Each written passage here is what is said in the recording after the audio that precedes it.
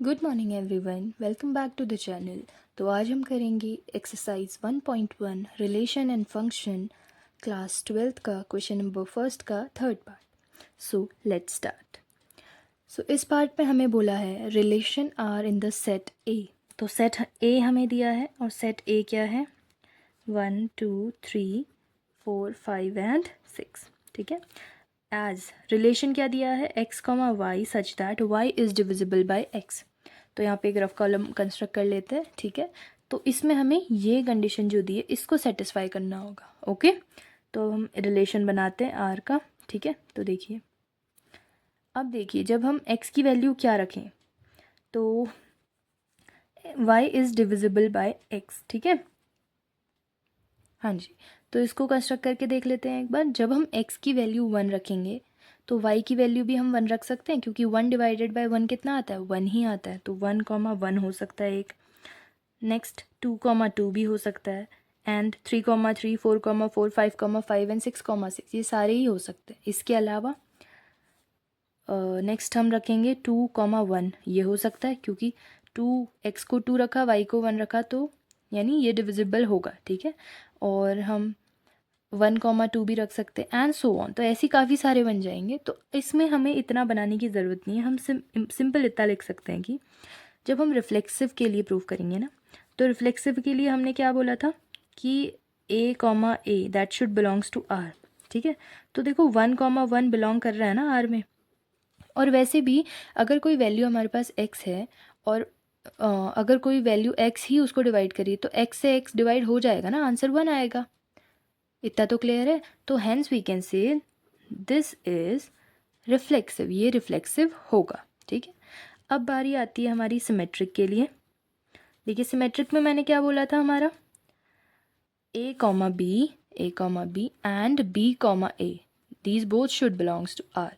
तो देखिए जब हम 1 कॉमा 2 रखते हैं ना, तो 1 कॉमा 2 ये बिलोंग कर रहा है हमारे r में, यस कर रहा है। और जब हम 2 कॉमा 1 रख रहे हैं तो ये भी हमारा बिलोंग कर रहा है। ठीक है। देखो जब 1/2 करेंगे तो भी ये डिवाइड करेगा, हालांकि ये आंसर पॉइंट में दे नो प्रॉब्लम। और जब हम 2/1 रखेंगे तो भी ये डिवाइड करेगा, है ना। तो दोनों कंडीशन सेटिस्फाइड है। So this is symmetric. ठीक है। या फिर अगर ऐसे समझ नहीं आ रहा है तो आप ऐसे ले सकते हो कि जब हम 2,4 कर रहे हैं, ठीक है, 2,4 यानी 4 डिवाइडेड बाई 2, तो आंसर 2 आ रहा है। और जब हम 4,2 कर रहे हैं यानी 2 डिवाइडेड बाई 4, तो भी हमारा आंसर आ रहा है। So that's why this is symmetric. Last that is transitive. Transitive के लिए हमने बोला था, क्या बोला था, ट्रांजिटिव के लिए हमने बोला था कि x comma y comma z and z comma x, these all should belongs to r। तो इसमें एज इट इज़ हो रहा है ना। तो देखिए हमारे पास है 1 comma 2, this belongs to r, yes. 2 comma 1, this also belongs to r। तो 1 comma 1 also belongs to r ना। देखो a comma b comma c, तो c कॉमा a ये भी तो बिलोंग कर रहा है r में। So this is transitive. ठीक है, ये भी ट्रांजिटिव है। तो हम बोल सकते हैं this is reflexive, symmetric and transitive. ठीक है। बढ़ते हैं इसके नेक्स्ट पार्ट की तरफ। फोर्थ पार्ट हमारा कह रहा है relation R in the set z of all integers. तो जो z है हमारा, z क्या है, सेट ऑफ इंटीजर्स, यानी negative infinity, zero and positive infinity सारे इंक्लूडेड होंगे क्योंकि इंटीजर्स में आते हैं। ठीक है। अब आगे इसने हमें रिलेशन दे दिया है एक r equals to x comma y such that x minus y is an integer। ठीक है। तो अब इसके लिए भी एक साइड कॉलम कंस्ट्रक्ट कर लेते हैं यहाँ पे। ठीक है। तो ये क्या बोल रहा है, अब देखो एक हम यहाँ रिलेशन वाला सेट बनाएंगे। देखो x की वैल्यू हम 1 ले लेते हैं, अगर x की वैल्यू 1 ले लेते हैं, ठीक है, और y की वैल्यू अगर हम 2 ले लेते हैं, तो 1 माइनस 2 कितना आ रहा है हमारा, माइनस का 1, यस। सो x की वैल्यू 1 और y की वैल्यू 2, तो ये ठीक है ऑब्वियस। तो -1 क्या इंटीजर है और वो इस ग्रुप में लाई कर रहा है ना, तो एक तो ये बन सकता है। दूसरा, अगर हम x की वैल्यू को 2 ले लें और y की वैल्यू को 3 ले लें, तो 2 माइनस 3 कितना आ रहा है, -1, फिर से ये इसमें लाई कर रहा है, तो ये भी बनेगा। 1 कॉमा अगर 1 ले लेते हैं तो 1 माइनस 1 0, ये इंटीजर्स में आता है, तो ये भी एक ग्रुप हो गया एंड सो ऑन, ऐसे ही बनते जाएंगे। ठीक है। तो सबसे पहले हम रिफ्लेक्सिव के लिए देख लेते हैं।